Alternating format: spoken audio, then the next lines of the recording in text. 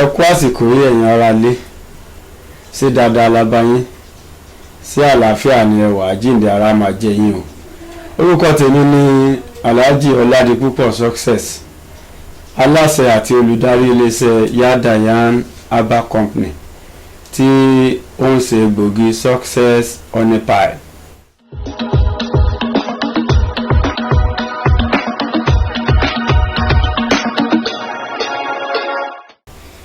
ọdún tá a dá iléeṣẹ́ yìí sílẹ̀ 1980 ni bàbá mi dá sílẹ̀ tí wọ́n bẹ̀rẹ̀ sí ní produce Success. nígbà yẹn wọ́n pè ní àṣeyọrí jẹ̀dí olóyin, èmi ni mo wá fún ní orúkọ English Success Honey Pie. àṣeyọrí jẹ̀dí olóyin làwọn pè nígbà yẹn. lẹ́yìn ìgbà tí bàbá mi fi ọwọ́ mi lé iṣẹ́ yẹn tán tí mo mọ̀ dáadáa torí èmi náà mo máa ń bá wọn ṣe. sẹ́yìn ìgbà tí wọ́n kú èmi ti rò wípé mi ò lè ṣiṣẹ́ yìí, mo fi sílẹ̀. ṣùgbọ́n lọ́pọ̀lọpọ̀ ọdún sẹ́yìn mo rí i pé àwọn kọ̀ọ̀kan bẹ̀rẹ̀ sí ní jáde tó fi wà very very important kí n gbé iṣẹ́ yìí jáde. mo rí i pé herbal product ní Nàìjíríà táwọn èèyàn ti ń ṣiṣẹ́ yìí kò kí ń ṣiṣẹ́, wọ́n dẹ̀ máa ń fẹnu tẹ́ńbẹ́lú ẹ̀ wọ́n ní kò sí nǹkan kan tẹ́lẹ̀ lò tó lè jẹ́ àgbo tó máa ń rílì ṣiṣẹ́. mo rò wọ́n pé lè tí bàbá mi ṣe nígbà yẹn téèyàn bá lò within 30 minutes ó ti bẹ̀rẹ̀ ṣẹ́ bí oògùn òyìnbó gẹ́lẹ́ ló ṣe máa ń yára ṣiṣẹ́, ó dẹ̀ máa ṣiṣẹ́ yẹn lately. even oògùn òyìnbó gan taari tó ṣiṣẹ́ báyìí nínú iṣẹ́ tí product yẹn ṣe kò tí ì sí. tí mo rò pé mo máa try láti gbé kinní yìí lárugẹ. so mo wá bẹ̀rẹ̀ tèmi ní 2014.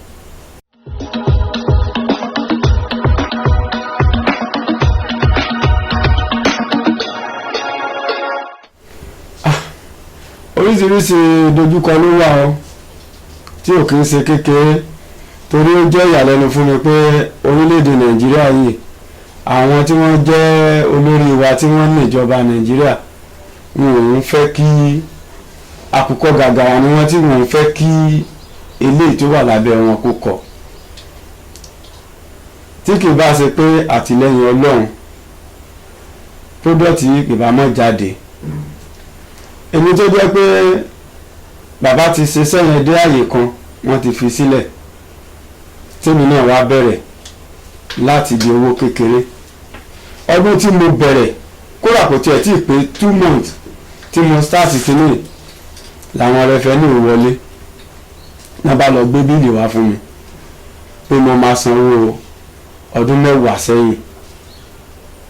ọ̀rọ̀ yẹn la wá fà títí tí mo tiẹ̀ kọ́kọ́ ní bóyá kí n má ṣe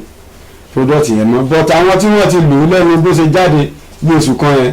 àwọn yẹn bẹ̀rẹ̀ sí ní máa yọ mí lẹ́nu, mo fi wá padà bẹ̀rẹ̀ sí ní ṣe. nígbà yẹn gbogbo owó tí mo fi bẹ̀rẹ̀ product nígbà yẹn ó jẹ́ 35,000 naira. mo padà fún àwọn revenue ní 20,000 nínú ẹ̀. so ìyẹn kọ́kọ́ fà mí padà sẹ́yìn kí n tó tún ṣagídí pé kíní yìí kò gbọdọ̀ kú, iṣẹ́ ọwọ́ bàbá mi ni. mo wá bẹ̀rẹ̀ sí ní try títí tọ́lọ́run fi bá wa tún lọ́wọ́ sí i. then lẹ́yìn ìwọ̀n yẹn oríṣiríṣi bíi káwọn ọlọ́pàá wá káwọn rí product níta kán ní kò ní NAFDAC. meanwhile NAFDAC yìí dẹ̀ ti bàbá mi ti gbà láti 1995 wọ́n ti gba NAFDAC. 1995 ni NAFDAC wọ̀ lọ́rin.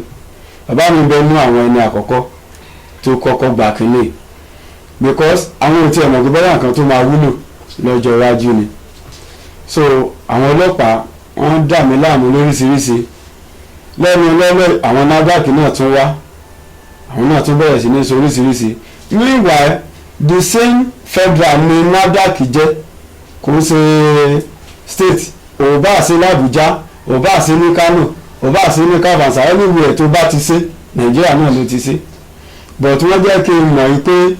bí mo bá ṣe ṣe ní Kwara yẹn o ta tó ti wá sí Ògùn state ń bí àtúgbọ̀dọ̀ tó ṣe.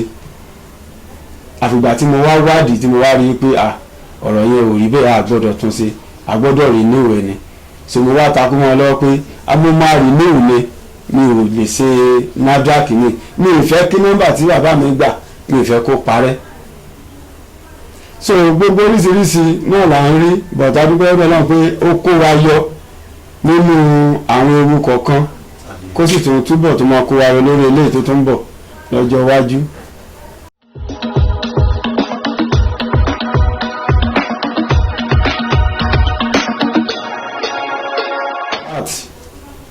respond àwọn èèyàn lórí product yìí ó jẹ́ nǹkan tó yà mí lẹ́nu.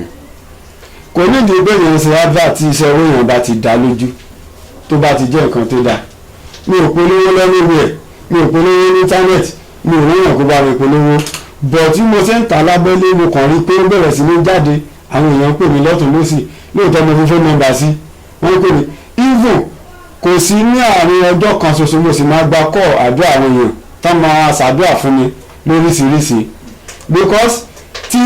obìnrin bá wà tó yẹ pé ó ti lọ sí hospital ti soríṣiríṣi lórí pé kò rí pírẹ́ẹ̀dù mọ́ láti bí ọdún mẹ́wàá tó bá mu product success ẹyọ kan péré pírẹ́ẹ̀dù ẹ̀ máa wá tí ò bá ti wọ menopause bẹ́ẹ̀ náà ló ń ṣiṣẹ́ fún nǹkan ọmọkùnrin. so eléyìí ya àwọn èèyàn lẹ́nu ọ̀pọ̀lọpọ̀ ló ń pè mí tán ṣàdúrà fún mi pé kí ni yìí gbígba pé wọ́lá mírèkù kan wà nínú ẹ̀ ló ṣe máa ń ṣiṣẹ́ bọ̀tọ̀ la wípé àwọn nǹkan táwọn bàbá wa ń lò táwa náà fojú sí tá a mọ̀ dáadáa ló jẹ́ kó lè mọ̀ ṣiṣẹ́ bẹ́ẹ̀ yẹn. àwọn èèyàn lè sọ́ọ̀dù dáadáa lórí ẹ̀ kódà mo ní èèyàn kan tó jẹ́ pé 200 pack ló máa ń gbé lọ sílùú òyìnbó láàrin ọ̀sẹ̀ méjì tó dẹ̀ máa ń tà tán ní London ó ti wà l'Amẹ́ríkà ó ti wà káàkiri orílẹ̀-èdè àgbà.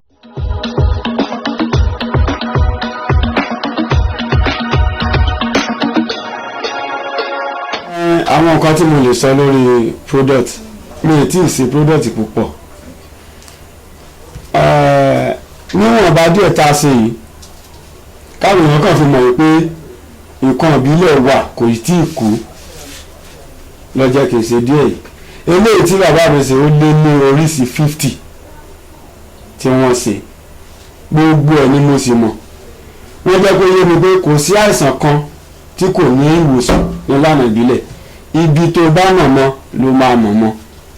àìsàn kan tí bàbá mi ò kì í tọ́jú tí kò ní oògùn ní gbẹ̀gbẹ̀ tó máa ń wú lọ́rùn wọn gèlètè yẹn nìkan ni wọn ò mọ nǹkan tó máa ń ṣe sí ṣùgbọ́n gbogbo àwọn nǹkan yìí kódà téèyàn bá ní àrùn AIDS oògùn ẹ̀ wà ṣùgbọ́n ọ̀pọ̀lọpọ̀ ò lè believe unless abárẹ́ni tó confam bóyá ó lọ sí hospital tó ṣe test tán ní HIV wà lára tó bá wá sí sọ́dọ̀ ẹrù tèmi oògùn ẹ̀ wà but kì í ṣe gbogbo ẹ̀ láà lè gbé jáde torí ẹrù Nàìjíríà tó bà ẹrù tó máa dì lórí rẹ̀ lórí pósí nǹkan ó máa kọjá wẹ́rẹ́wẹ́rẹ́ òun ló jẹ́ ká rọra máa mú jáde lẹ́yọ kọ̀ọ̀kan a ti ṣe success honey pie ìsìn a tún ti ṣe allopathic fún àwọn ọkùnrin tó jẹ́ pé nǹkan ọmọkùnrin wọn ti sàn tọ́jú fọkàn sí pé àwọn ò lè lọ́mọ láyé tá bá mú kíní funfun pẹ̀lú ògo Ọlọ́run kíákíá nǹkan ọmọkùnrin wọn ló máa dúró dáadáa. àwọn obìnrin náà jẹ́ pé ẹ̀rù wọn ò dọ́mọ mọ́ bóyá wọ́n ti sẹ́yìn bóyá wọ́n ti ṣe oríṣiríṣi wọ́n ti wá sọ pé kò sí nǹkan kan nínú wọn náà wọn lè rọ́mọ bí tá bá mú kíní ó máa padà tó produce nǹkan tó máa fi lóyún tó máa bímọ. so oríṣiríṣi la ní lọ́wọ́ àṣẹ powder kan náà a lè gbé yẹn jáde torí ẹ̀rù Nàìjíríà ń bà wá náà ni o tọ́lọ́ ń bá pé á padà máa gbé jáde á gbé jáde iṣẹ́ tí powder yẹn ń ṣe ó pọ̀ bọ̀ tó wọ́n bóyá wíwọ́n yẹn ni ìjọba lè gbé jáde tàbí ìṣòro ti Nàìjíríà o but iṣẹ́ tí powder yẹn ń ṣe à ń pè yẹn ní analgesic powder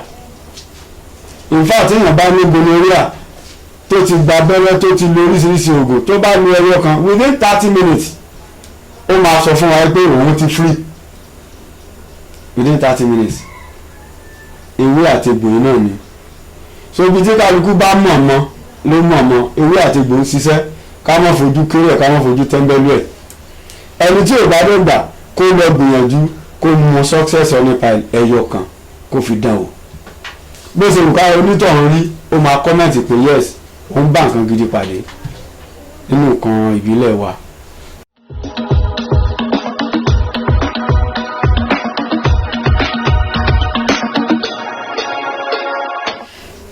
ó ti wà káàkiri ní Abẹ́òkúta ó wà ní amí distributor ń bẹ̀ l'Abẹ́òkúta káàkiri adẹ̀mí ní Ìdúmọ̀tà náà nọ́mbà 14 Ọ̀fin road òkè àárín ní Ìdúmọ̀tà àní níbẹ̀ àní ní Kétu sub 8 nọ́mbà 8 Ìkòsí road then àní ní Sàgámù ó ti ẹ̀pọ̀ distributor wá pọ̀ ní Sàgámù ó wà ní Trinvel ó wà ní Sódì ní Madu house so àwọn yẹn tó distribute fún àwọn tó ń ta kéékèèké àwọn yẹn nọ́mbà wa ara ọjà tó pọ̀ tí wọ́n distribute fáwọn tó ń ta kéékèèké níwọ̀nba táwọn náà tún padà ń tà fáwọn tó máa tẹyọ so wá ti ní distributor káàkiri kódà a ti ní London àti ní Amẹ́ríkà